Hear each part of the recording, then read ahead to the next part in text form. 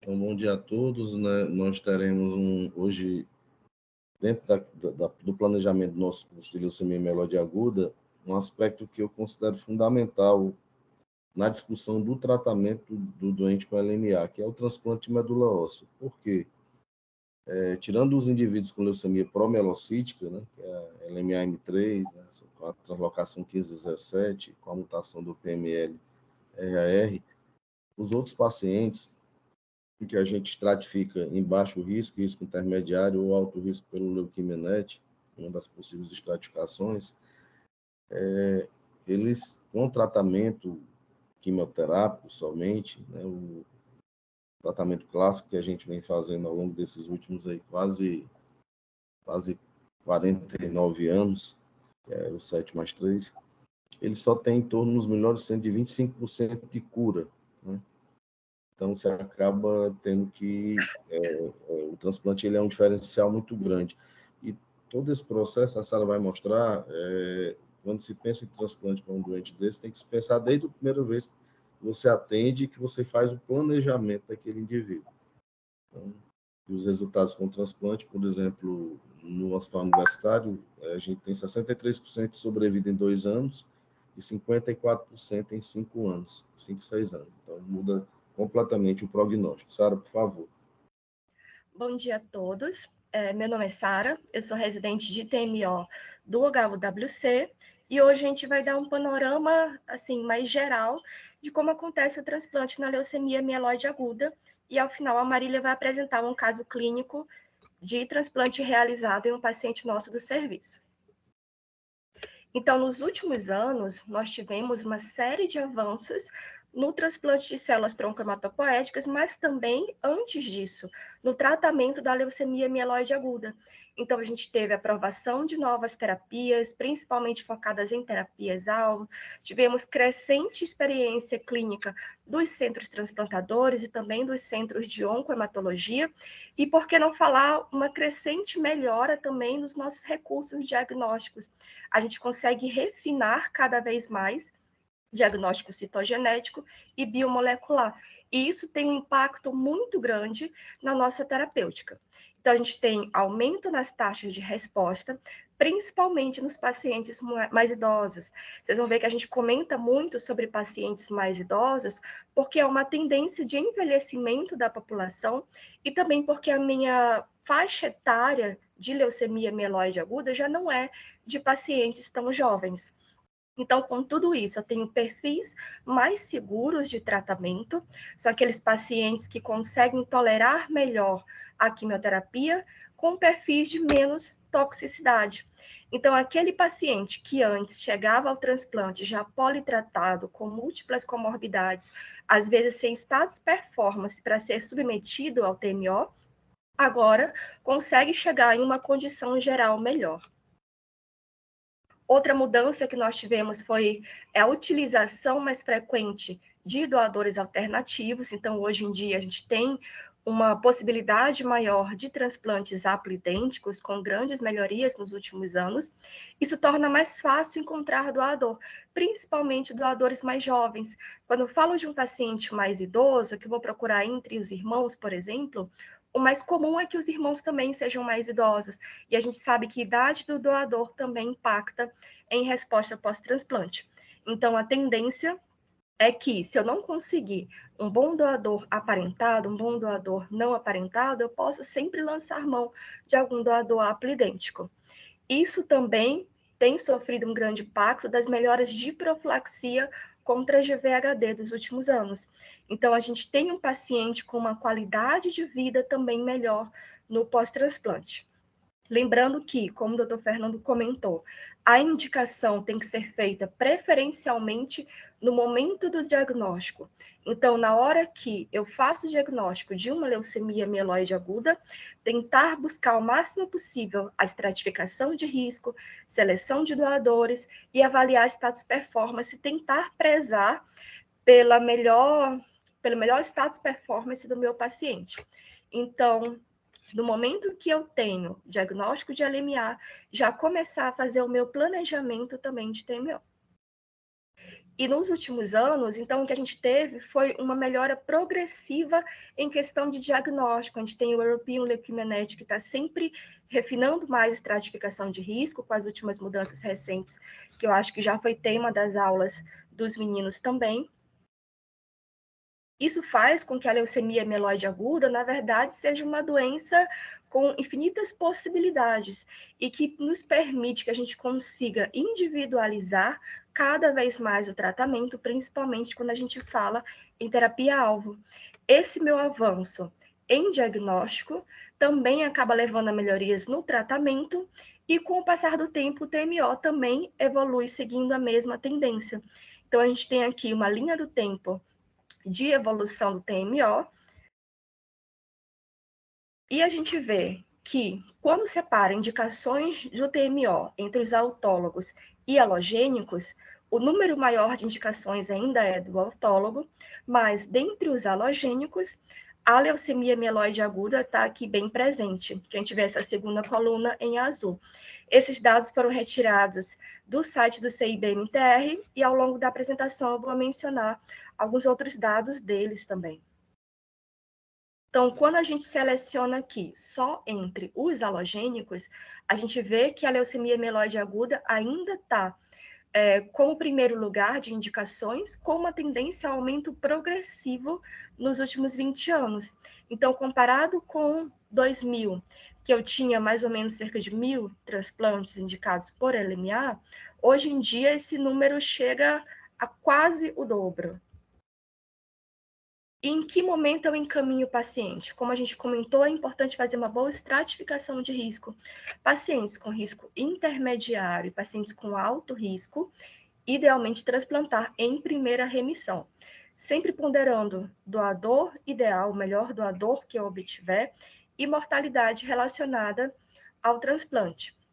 Lembrando que o que muitas vezes a gente chama de risco intermediário, na verdade é um risco indeterminado. Por quê? Porque não é em todos os centros que eu consigo fazer uma estratificação de risco tão refinada, principalmente citogenética e biomolecular. Então, às vezes, eu chamo meu paciente de intermediário porque eu não consegui estratificá-lo tão bem. Então, isso é algo que a gente tem sempre que ponderar nesse perfil de pacientes. LMA de baixo risco nos pacientes que têm doença residual mensurável negativa, geralmente não é indicativo de TMO em primeira remissão, mas agora a gente tem utilizado cada vez mais a imagem da DRM. Então, no paciente com LMA de baixo risco, mas com esse dado de DRM positiva, é indicado considerar fazer essa avaliação para o TMO. Quando eu falo em mortalidade relacionada ao transplante, alguns scores podem me ajudar a fazer essa definição. Por exemplo, o HCTCI, que vai fazer 17 avaliações de variáveis diferentes. Eu olho desde doenças cardiovasculares, diabetes, hepáticas, entre outras comorbidades, incluindo obesidade, por exemplo, para estratificar o meu risco do paciente ser submetido ao transplante. Isso é uma das coisas que a gente sempre pondera também e que ajuda, por exemplo, a definir se o paciente vai fazer condicionamento mieloablativo ou um condicionamento de intensidade reduzida. E como a gente menciona que o indicado é tentar o máximo possível levar o paciente para o transplante ainda em primeira remissão naqueles pacientes com risco intermediário ou com alto risco, a gente vê que, felizmente, nos últimos 20 anos, tem crescido o número de pacientes que conseguem chegar à indicação de transplante ainda em primeira remissão, enquanto aqueles pacientes que eram encaminhados já refratários ou pacientes que recaídos ou pacientes que nunca conseguiram atingir remissão completa, têm tido um discreto declínio nos últimos 20 anos.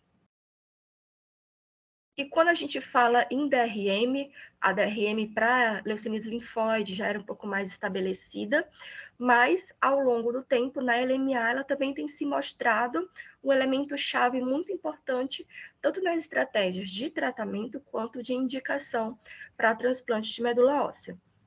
A DRM negativa no pré-TMO é um importante preditor de recidiva no pós-TMO. alguns estudos mostram que independentemente da estratificação de risco. Por isso que é importante, mesmo nos pacientes com baixo risco, ou com risco intermediário, ponderar a indicação do transplante se a gente tem essa informação. A quantificação da DRM por citometria de fluxo multiparamétrica é cada vez mais validada, mais bem aceita em diversos centros. O que é necessário é que aquele laboratório tenha uma experiência na realização de DRM para LMA, para que eu possa ter um resultado confiável. E quando a gente fala de regimes de condicionamento, os mieloablativos são aqueles regimes mais ideais para os pacientes de uma faixa etária mais jovem. Pacientes mais idosos, pacientes com mais comorbidades, que não têm um status performance tão bom, costumam ter um risco de mortalidade associada ao TMO maior quando submetidos a regimes mieloablativos. Então, esses pacientes poderiam se beneficiar de uma intensidade reduzida.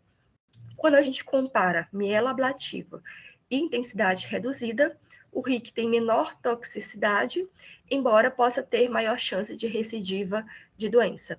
Então, a tendência é tentar priorizar mieloablativo desde que o paciente tenha condições para isso. Então, voltando aos dados do CIBMTR, a gente vê aqui o número de pacientes que recebeu mieloablativo, ali em cima do gráfico, contra o número de pacientes que recebeu intensidade reduzida ou não mieloablativo. Então, dentre os pacientes que receberam mieloablativo, os mais frequentes, com 43%, foram Buflu, com outras associações, seguidos do Bulsai. Enquanto para os de intensidade reduzida, eu tenho Flumel, seguido do aqui de laranjinha, TBI, com outras associações.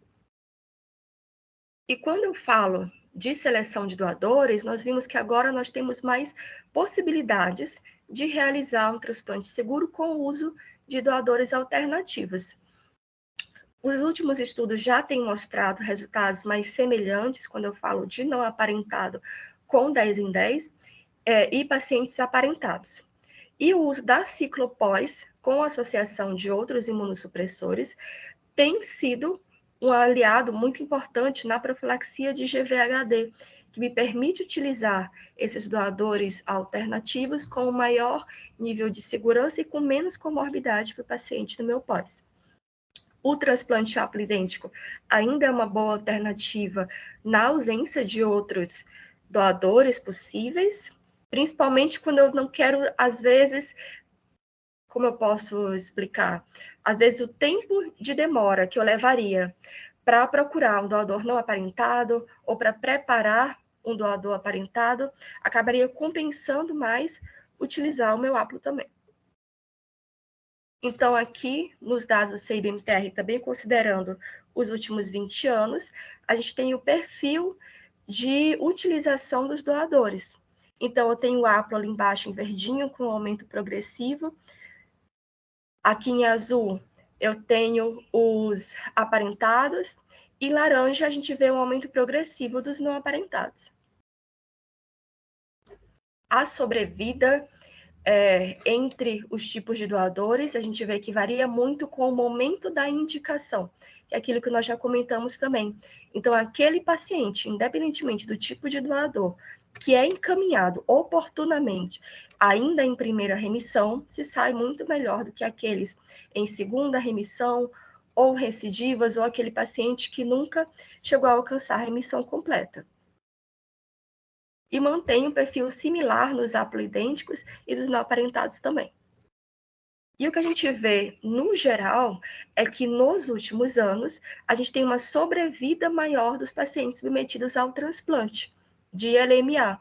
Então, a gente vê aqui as faixas coloridas do azul mais claro, pacientes de 2016 a 2019, uma sobrevida melhor quando comparado a pacientes de 2001 a 2005, por exemplo.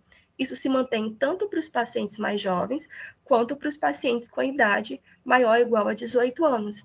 Isso é reflexo de melhoria do diagnóstico de LMA, de uma boa estratificação de risco, de uma boa indicação de transplante e de melhorias também nas terapêuticas, principalmente de terapias altas.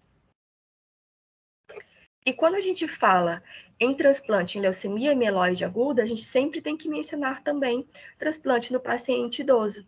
Em geral, esse perfil de pacientes é um perfil de paciente que tem um prognóstico um pouco pior do que as outras faixas etárias. São pacientes com comorbidades mais frequentes, principalmente cardiovasculares. E um ponto muito importante, são pacientes que têm anormalidades citogenéticas de alto risco, também mais frequente do que outras populações. Então, são pacientes que têm tendência a ter maior falha de indução, são pacientes que têm maior frequência de DRM positiva e que, quando alcançam a remissão completa, tendem a ter uma menor duração dessa remissão completa também. Mas, comparado com antigamente, em que o paciente adoecia com condições clínicas e performance muito pior, hoje o que a gente tem é uma melhora no padrão de envelhecimento da população. Então, eu tenho idosos que envelhecem melhor do que antigamente. Por isso, a importância de não considerar apenas idade cronológica, mas fazer uma boa avaliação com scores geriátricos também. E obrigada. Aí agora a Marília vai apresentar um caso clínico para indicar melhor. Obrigado, Sara. Vamos aguardar a Marília compartilhar e a gente faz a discussão no final. Obrigado. Tá.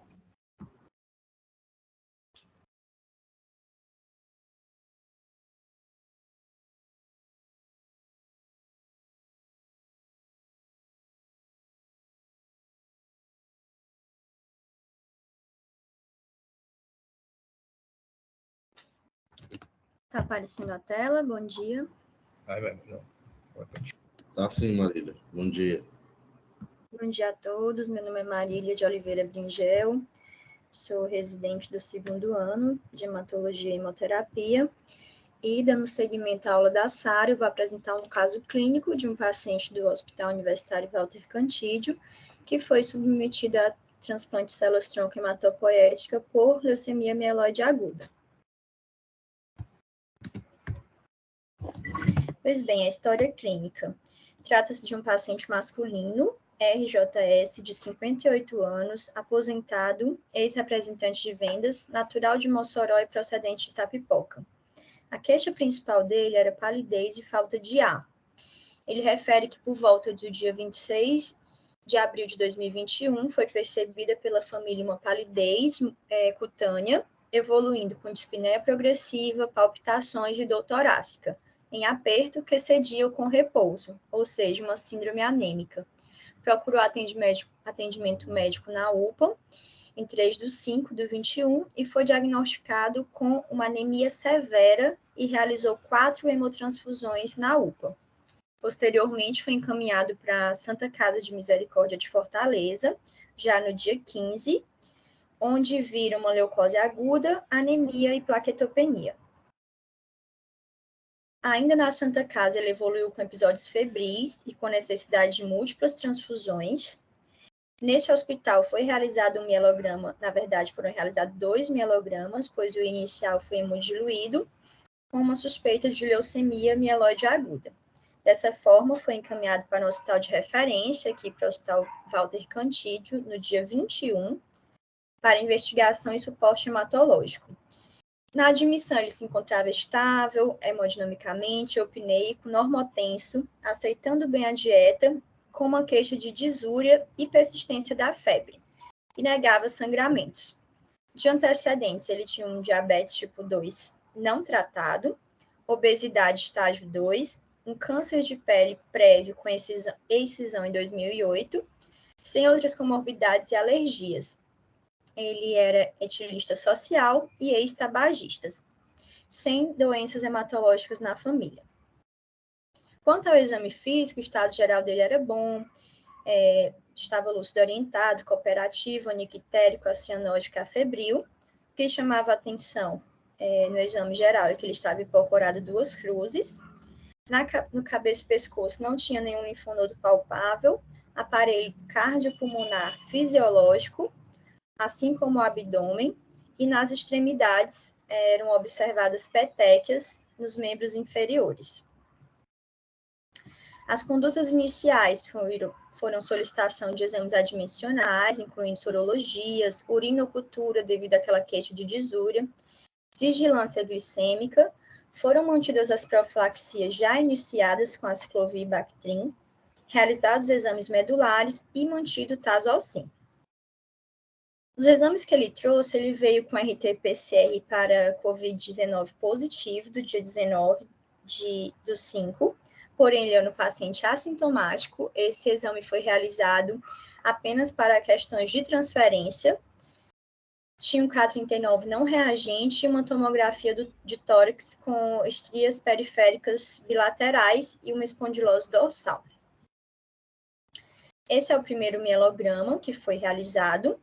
Nesse mielograma do dia 17 do 5, ele era hipercelular, com 65% de blastos. Esses blastos eram células de aspecto imaturo, de médio a grande tamanho e alta relação núcleo-citoplasmático, cromatina frouxa, com sombra de 1 a 2 nucléolos, raros elementos binucleados ou com cromatina convoluta. O citoplasma era levemente basofílico, com poucos grãos, muitas vezes com projeções. No Walter Cantídio, ele realizou novos exames. O hemograma inicial ele vinha com uma pancitopenia, uma hemoglobina de 6,47, leucócito 1.294 com 168 neutrófilos e 14.380 plaquetas, sem sangramentos. Quanto à bioquímica, ele veio com uma disfunção renal, uma creatina de 1,6, um potássio 2,8, um LDH um pouco aumentado de 553, assim como o PCR de 14,8, ferritina de 1.500 e a glicemia de jejum de 187. Todas as sorologias deles foram negativas. Foi realizado, assim, a imunofenotipagem, que não havia previamente. Na imunofenotipagem, os marcadores positivos foram CD11B, CD11C, CD14, CD33, 34, 45, 64 e 117. Dessa forma, como conclusão, achados consistentes com leucemia mieloide aguda. Realizados outros exames para estratificação de risco, o cariótipo no período não observou metástases para análise, então não podemos tirar nenhuma conclusão quanto ao cariótipo. O BCR-ABL, P210 e PC190 foram não detectados. Pesquisa de mutação NPM1 negativa, pesquisa de mutação FLT3 também negativa, e FISH para cromossomo 7 e 5, que também foi feita, foram negativas em 100% das células da amostra analisada. Também realizou um ecocardiograma, é um exame que deve ser feito em todos os pacientes que serão submetidos à quimioterapia, e o ecocardiograma veio completamente normal. Ainda no início da investigação, assim que foi feito o diagnóstico desse paciente, foi realizado a avaliação do seu HLA e dos seus irmãos. Ele tinha 3 irmãs 100% compatíveis, isso é um número bem significativo, porque na nossa prática a gente vê que poucos pacientes, de fato, têm irmãos com compatibilidade 100%, então muitas vezes é preciso fazer o transplante com parentes haplo. Essas irmãs não tinham comorbidades significativas e posteriormente foram encaminhadas para serem avaliadas com a equipe do transplante. Quanto ao tratamento, nessa primeira internação, ele foi submetido à quimioterapia de indução do dia 21 do 5 a 30 do 6. Essa terapia ela foi adiada em cerca de uma semana, porque esse paciente tinha um teste para COVID positivo e ele era, apesar de assintomático, ele estava em um leito de isolamento, então, por orientação da CCH, ele foi repetido posteriormente, e assim que ele se tornou negativo, ele aguardou um leito dentro da hematologia para iniciar a quimio. Ela, de fato, foi iniciada dia 29 do 5, com o esquema 7+3, no esquema utilizado há mais de 50 anos, e evoluiu com algumas intercorrências. A primeira delas foi no dia 2 de junho, uma lesão cutânea perianal. Foi realizado antibiótico terapia com tazocin e vancomicina. 5 dias depois, ele persistiu com febre, agora associada a uma tosse seca e uma ticária sugestiva de aspergilose. Tinha nódulo com halo em vidro fosco, porém, não é possível realizar, né, a biópsia, então foi um diagnóstico presuntivo e foi associado ao esquema voriconazol. Ainda nessa primeira internação, no dia 9, o paciente evoluiu com choque séptico, com rebaixamento de nível de consciência, de saturação, hipotensão refratária a volume e persistência de febre. Foi dessa forma escalonado o esquema terapêutico para micacina, polimixina B, meropenem e linezolida. Das culturas, ele teve uma cultura do dia 9/6, com Klebsiella pneumoniae sensível a carbapenêmicos e um swab retal com enterococo resistente à vancomicina. A infecção ela ficou controlada, o paciente evoluiu estável até que no dia 24/6 ele teve uma celulite no membro inferior esquerdo e devido à sua estabilidade clínica, ele não está mais neutropênico, foi feito teicoplamina. Pós-indução foram realizados novos exames, foi repetido o cariótipo, nesse cariótipo mostrou um resultado normal, 46XY, sem alterações numéricas ou estruturais clonais nas metáfases analisadas. Dessa forma, pode ser feito de fato a estratificação do risco do paciente como risco intermediário, que na verdade é um risco indeterminado por falta de outros marcadores moleculares específicos, mas a estratificação dele ficou dessa forma, com risco intermediário, ou seja, com indicação de transplante em primeira remissão. A imunofenotipagem e pesquisa de doença residual mínima pós-indução foi negativa para leucemia mieloide aguda. Dessa forma, o paciente seguiu com as consolidações. A primeira consolidação dele foi realizada no mês de julho, entre julho e agosto do ano passado, com esquema IDAC, e de intercorrências ele teve uma neutropenia febril com pústulas em região inguinal e foi feito meropenem e daptomicina pelo histórico de VRE. Cresceu uma hemocultura positiva com Klebsiella sensível a meropenem. A sua terceira internação foi a segunda consolidação IDAC, no mês de setembro. Ele também teve neutropenia com infecção cutânea novamente, com uma nodulação hiperemia em região perineal, feito esquema antibiótico com vancomicina e tazocin, e nessa internação suas culturas foram negativas. Posteriormente, na quarta internação, que foi a terceira consolidação no final de outubro, entre outubro e novembro do ano passado, ele fez a última consolidação e evoluiu também com neutropenia febril com infecção cutânea com uma foliculite na região perineal, feitos vancomicina e tazocin. Nessa ocasião, a hemocultura foi positiva para Staphyloepidermidis multissensível, uma possível contaminação de amostra. Ele foi encaminhado, assim, para a consulta pré-transplante de células-tronco e foi agendada para o dia 1º de dezembro. Quanto ao transplante em si, a primeira consulta, como eu falei, foi realizada em dezembro. Nessa primeira consulta é feita toda uma avaliação do paciente e são realizados exames pré-transplante de células-tronco, tanto do doador quanto do receptor. Sendo que o receptor, ele é escolhido de fato pela equipe do transplante. Esse paciente, como uma exceção, ele tinha 3 possíveis doadoras, HLA 100% compatíveis, e, no geral, é escolhido o paciente mais jovem, do sexo masculino, com menos gestações e comorbidades. Foram realizadas sorologias, bioquímica, ultrassom de abdômen, espirometria e TICA, porque ele já tinha esse histórico de aspergilose, mas, no geral, é feita radiografia de tórax simples.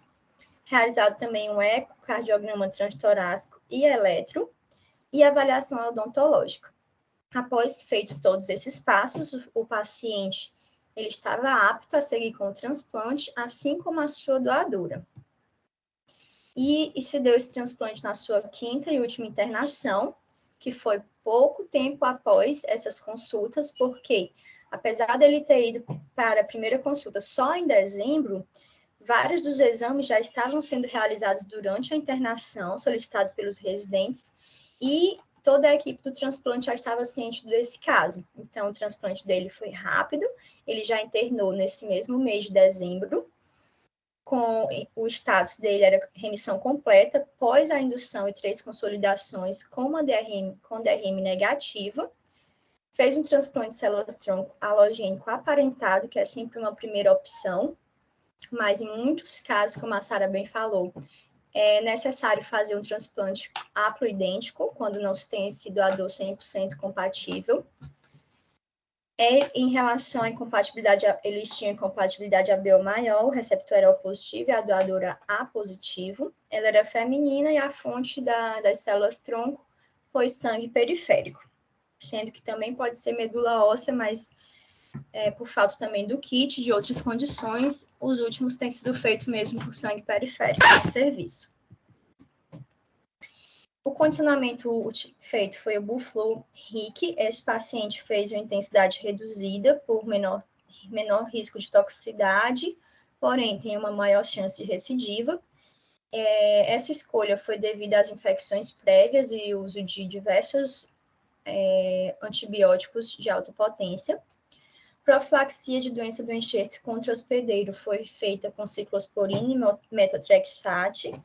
E durante essa internação no transplante, ele evoluiu com febre, sem o foco infeccioso evidente e sem sinais de instabilidade hemodinâmica. Dessa forma, foi feita apenas tazocin e retirada de forma precoce, com as culturas negativas e com recuperação neutrofílica. Recebeu alta no dia 19 de janeiro de 2022. Atualmente, esse paciente segue sem novas necessidades de internações. A última internação dele, então, foi em janeiro, desse ano, quando ele finalizou a etapa do transplante. Segue em acompanhamento regular no ambulatório do Hospital Universitário Walter Cantídio. Inicialmente, os pacientes têm que voltar 2 vezes na semana, sempre realizando exames laboratoriais e bioquímicos. Os novos exames medulares deles também são negativos. Ele teve de intercorrência apenas algumas lesões cutâneas, que ficou atribuída a um GVHD leve, sem grande impacto para o paciente. E ele segue em remissão da doença agora com 1 ano pós-transplante de células-tronco hematopoética, apesar dele ter feito um esquema reduzido, dele ter as comorbidades que são a obesidade, a diabetes, e das infecções que ele teve durante essas internações. Prontinho. Obrigado, Marília. Pode descompartilhar e seria interessante a gente abrir aí para as perguntas, comentários. Gostaria até de fazer um comentário. Inicialmente, parabenizar vocês duas pelas apresentações bastante objetivas e completas, ao mesmo tempo. E um termo, Sara, que eu acho que é importante a gente considerar é que a melhor terminologia para usar a doença residual seria a doença residual mensurável, E como detectável ou não detectável. Não termo positivo ou negativo, talvez isso está mudando um pouco, Então, acho que esse é um aspecto importante. Um dado que o Registro Brasileiro de Transplante tem, e que é diferente desses que você mostrou do CIBMTR diretamente, é que no Brasil, principalmente nos últimos 2 anos, cresceu muito o transplante haploidêntico. Ele, principalmente nesse contexto da pandemia, com dificuldade de doador não aparentado, houve um crescimento significativo do transplante haploidêntico no nosso meio. E é importante também a gente colocar que a gente deve sempre buscar, como a Sara colocou, a busca por um doador ou aparentado, ou mesmo não aparentado, que tenha uma boa compatibilidade. E o haplo ele é um doador alternativo. Um comentário, Marília, é que assim, a gente tem dado preferência à fonte de célula-tronco periférica. E a medula óssea não tem sido, a princípio, não necessariamente por falta do kit especificamente. Para mieloide para leucemia aguda, a gente tem optado por sangue periférico mesmo. Tem vantagens e desvantagens em cada fonte de células. A gente sabe que tem um pouco mais de doença do enxerto e com os da fonte de célula tronco periférica do que a medula óssea. Eu achei muito interessante, Marília, você colocar a trajetória, né, desse doente, para falar uma palavra da moda, a jornada desse doente, que vem de um outro estado, né, de certa forma muito próximo de nós, que é Mossoró, né, e que consegue chegar através do serviço público e ter todas essas intercorrências. E ele teve uma certa sorte porque negativou para a Covid, né? A gente sabe que se houver uma persistência, o tratamento, a mortalidade é maior. Então, um caso muito ilustrativo e muito bom. Queria abrir para perguntas e comentários, pessoal.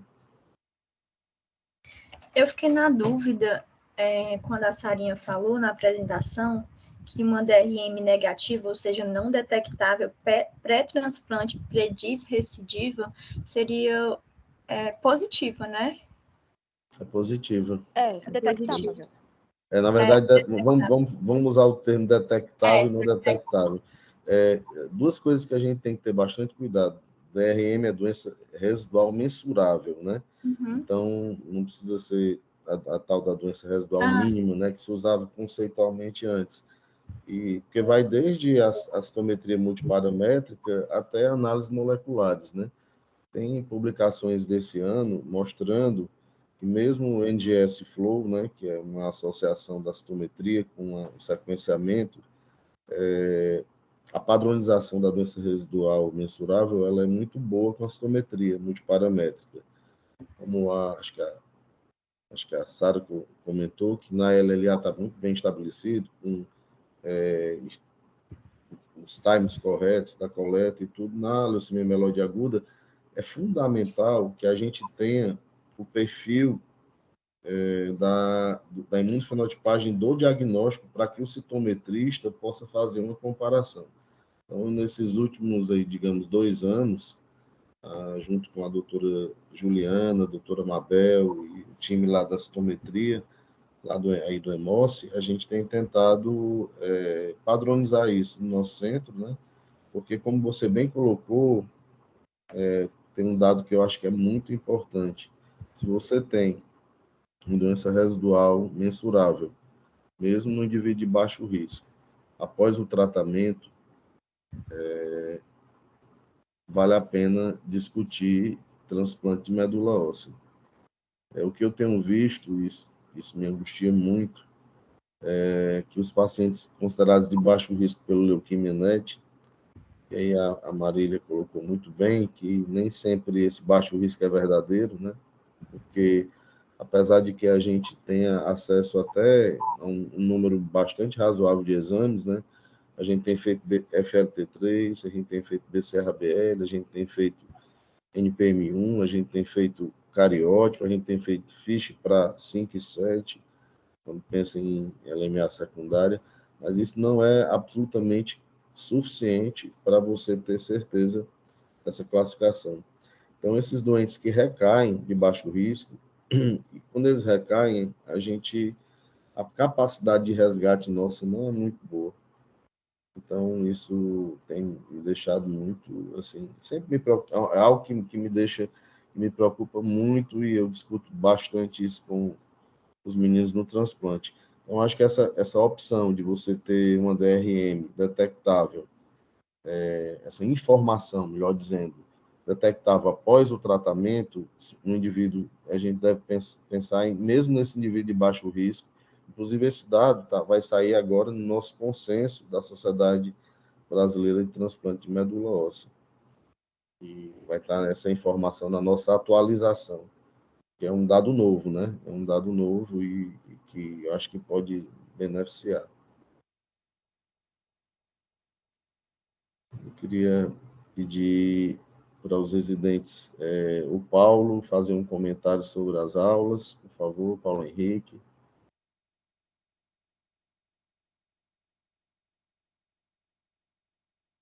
Paulo está conosco aqui. Deixa eu só checar.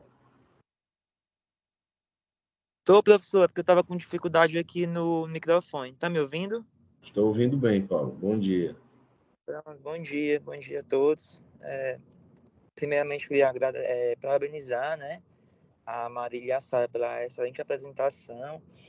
É um tema muito importante para a gente, principalmente do primeiro ano, que acaba que nosso contato com o transplante é mais ao final, né, do primeiro ano e nos finais de semana. E eu achei muito didática, né, a apresentação, uma clareza muito grande, principalmente nas nomenclaturas e nos dados para a gente.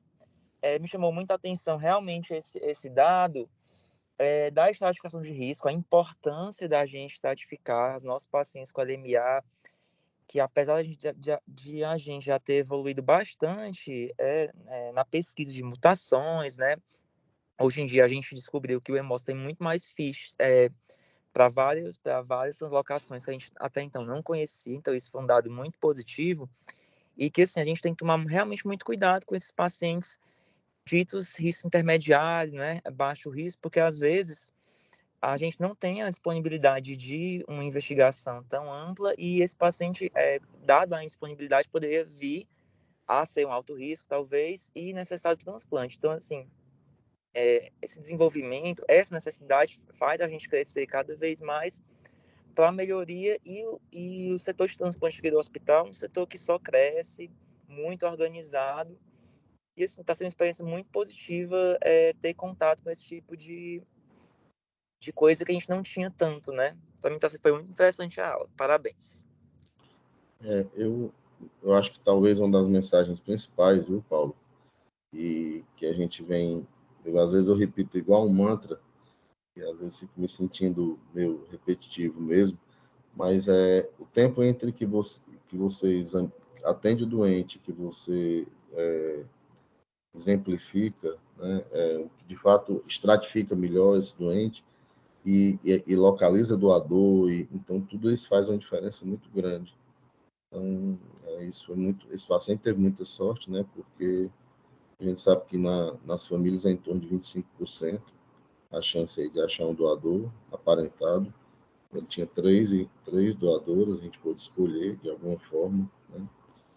E isso não é uma coisa muito comum. Ana Vitória, por favor, pode falar. Doutor, eu queria só tirar uma dúvida, porque assim, tem alguns pacientes que a gente tem dificuldade realmente de encontrar doador, a gente tem até vários casos de refratariedade plaquetária, alguns pacientes com anticorpo anti-HLA do doador, assim, apesar de ter o doador compatível.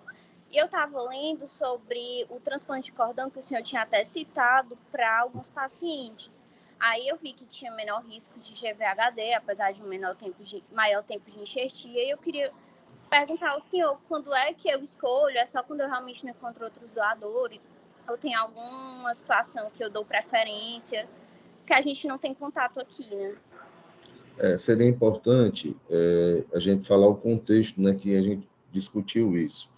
É uma paciente que nós estamos atendendo já desde o ano passado, que é um LMA secundário SMD, que chegou como SMD de alto risco, e nós agilizamos, ela veio de Belém, né, de outra cidade, de outro estado, e nós tentamos agilizar os exames e prepará-la para o transplante.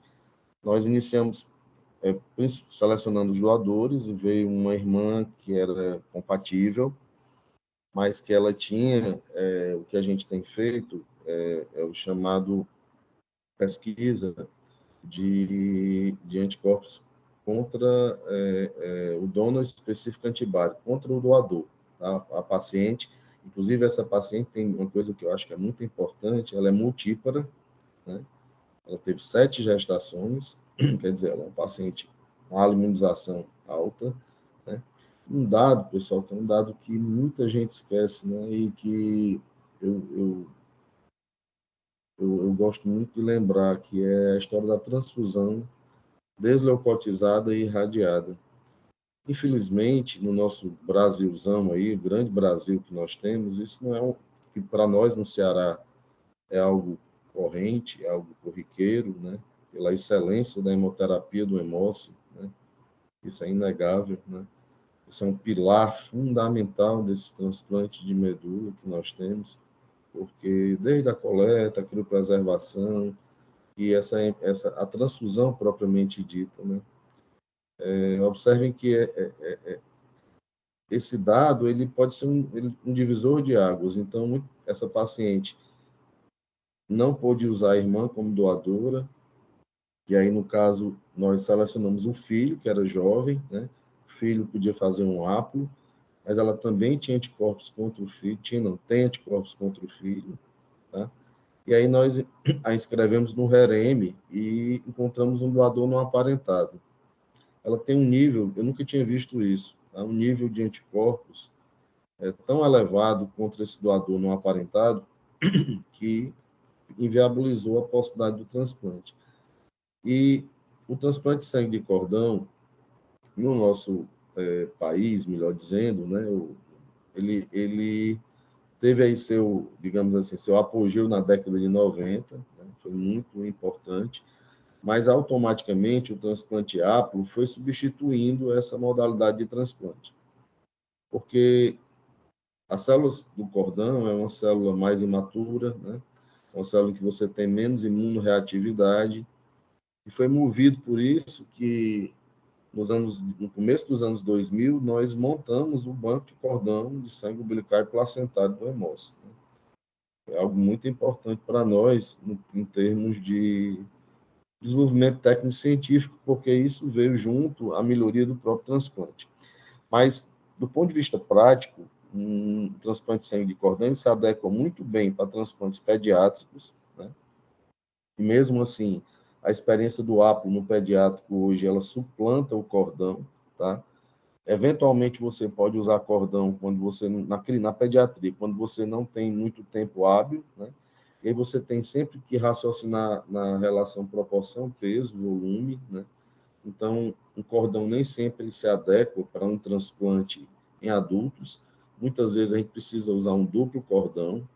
E aquela colocação que eu fiz, especificamente para aquela paciente, Vitória, é fruto da minha angústia e tristeza de ver uma paciente jovem, né, acho que com menos de 50 anos, não sei exatamente agora, e que a gente sabe que ela inclusive está cumprindo um périplo de infecções que se repetem, ela tem internações, uma hora ela vai fazer uma infecção com bactéria multier, vai fazer um choque séptico e vai morrer. E como eu disse no começo da nossa fala, a gente não tem, e aí nós vamos ter uma discussão muito boa no dia 16 sobre terapia celular com célula NK, com a professora Lúcia Cecília, da Universidade do Hospital de Clínica de Porto Alegre, Universidade Federal do Rio Grande do Sul, mas que você precisa ter uma doença controlada até para utilizar essa terapia, a terapia celular. Então, você vai, e mesmo no caso específico daquela senhora, quer dizer, que a gente sabe que tem abordagens de tratamento que não estão disponíveis tão facilmente para nós como Vidaza e Venetoclax, né? Ou mesmo o Mylotarg, que é o anti-CD33. Então, são opções que vão se fechando. Então, é nesse contexto que eu falei, inclusive, mas eu acho que a gente não pode fechar completamente a porta em casos muito selecionados, o transplante de cordão. Mas dentro desse contexto, não é uma prática no Brasil mais, né, assim, muito comum. Se não me engano, 2020, 2021 não foram feitos nem 20 transplantes de cordão no Brasil. Tá? Então, é um número muito pequeno, né? E, como eu disse, restrito a alguns casos só. O pessoal da pediatria ainda tem feito. Então, alguns casos o pessoal de Curitiba em São Paulo, tanto a Curitiba, a Carmen Bonfim, em São Paulo, a Adriana Seber tem feito alguns casos de cordão, com boa experiência. Mas é mais nesse sentido aí que eu queria, que eu abordei. A gente... Obrigada. Eu que agradeço. A gente tem mais 10 minutinhos, então acho que não sei se gostaria de ouvir o Daniel sobre o comentário, Daniel Residente, R2. sobre as apresentações. Daniel, por favor. Oi, doutor Fernando. Bom dia, eu gostaria de parabenizar a Sara e a Marília pela apresentação. Uma das vantagens do nosso serviço é justamente ter o serviço de transplante, né, acessível. A gente fica praticamente na mesma enfermaria que a gente, em alguns leitos do lado, então a gente consegue acompanhar o tratamento desses pacientes de uma forma completa, dos pacientes com LMA, dos que necessitam transplante, né? A gente consegue ver toda a fase de indução e depois de consolidação, e ainda consegue ver a situação deles no transplante. Então, a gente consegue ver globalmente o tratamento da LMA aqui na nossa residência. Que é uma das coisas que eu considero bastante, é um ponto forte, né, da gente. E o transplante, ele também abre a possibilidade de a gente ter contato com outras tecnologias, né? A gente vê sendo o uso de medicamentos que servem que a gente usa às vezes para o tratamento da doença em algumas condições e que servem também no transplante para prevenção do GVHD, como por exemplo o inibidor da quinase de Bruton, né, o Ibrutinib, que a gente usa para tratar algumas doenças, mas também usa no transplante. Então a gente termina adquirindo a familiaridade extra com essas situações, com o GVHD, com o paciente como um todo dentro da hematologia. É isso que eu queria dizer. Daniel, muito obrigado. Acho que foi um comentário muito importante e a gente fica muito feliz porque essa interação da hematologia com o transplante ela é fundamental e é um diferencial que certamente nós temos e que quem mais beneficia com isso é o paciente, né? E a formação de vocês, ela é, na minha opinião, cada vez mais completa e diferenciada sobre todos esses aspectos que a gente discutiu. A hematologia clínica, a hemoterapia, o acesso que vocês têm no Hemossi e o transplante de medula óssea. Então, isso tem sido muito importante. A gente está chegando ao final da nossa apresentação, discussão, e aí eu queria convidar a vocês, quem puder, amanhã, de 8 às 10, nós teremos no auditório do Hemossi de forma presencial, o início de na verdade, é uma reunião presencial de um projeto que já tem 6 anos de existência, que é a implantação do carticel acadêmico dentro do Hemossi em parceria com o Hospital Universitário. Então, é uma reunião, de alguma forma, muito simples, muito informal, mas que a gente considera muito importante. Então, todos vocês estão convidados até para ouvir falar um pouco sobre isso. O professor Aládio Vasconcelos, que está aqui dando o prazer de estar conosco, está pedindo a palavra, é uma honra, professor. Pode ficar à vontade.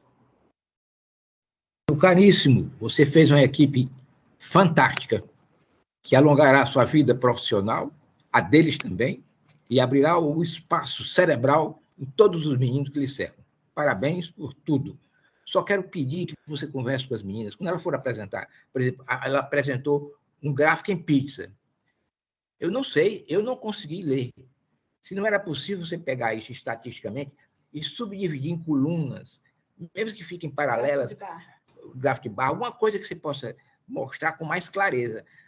Uma pessoa comum, um mortal comum, é muito difícil você ler aqueles dadinhos, né? Seria uma melhoria da qualidade de apresentação das estatísticas.